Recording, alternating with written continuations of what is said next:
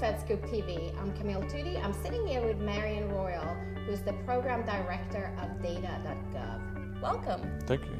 So we're here at the Security Summit, and I wanted to chat to you a little bit about what are some of the most significant changes in adopted innovation in your department.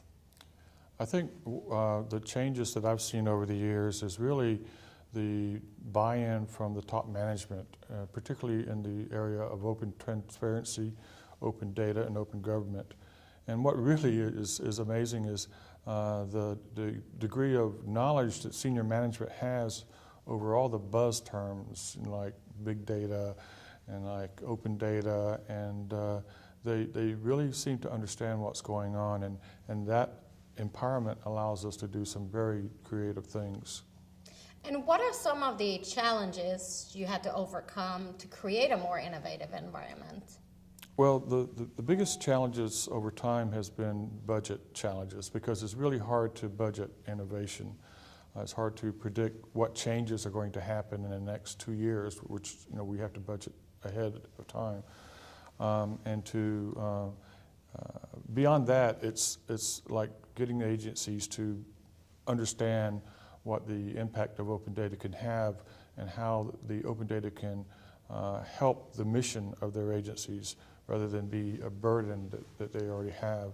Agencies have provided open data to the public for many years, but the challenge from EOP and OMB is to make open data default and to not hide any data from the public just because you're afraid that it might disclose things that you don't want to disclose.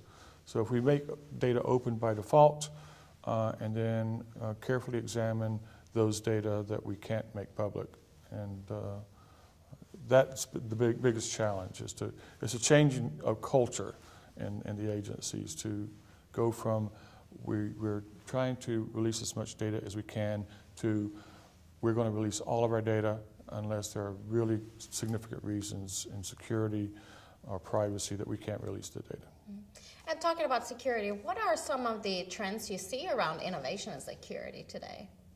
Well, things like the commingling of public and proprietary data to provide services to the public. Things like, well, for example, yesterday I was on Zillow to find out the value of my townhouse. And I think the big data is taking us into places where it's going to improve our security and yet provide new challenges to security that we're going to have to understand. Mm-hmm. And what do you think that the next generation workforce in government will look like? Well, the next generation are definitely going to be more mobile. We're becoming that way. The old people are becoming that way, but the next generation are going to be mobile by default. And they're going to bring an attitude of what is going on instead of why are things happening. So big data allows you to kind of look at all of the things at one time to see what is happening. And then later on you can go back and say, why is this happening? But I think they're going to be saying, let's just look at the data and see what the data tells us. And I know some agencies, smaller agencies, are almost mobile only, like ATFs, field offices. Mm-hmm. So we're moving in that direction. I believe so. And in GSA, we are very telework savvy. And for example, on snow days, it's not a non-work day at GSA. We are prepared to continue working from wherever we're at. Marion, it's been a pleasure having you on FedScoopTV. We appreciate it. Thank you very much. It's a pleasure. Thank you. I'm Camille Tudi for FedScoopTV. Thank you for watching.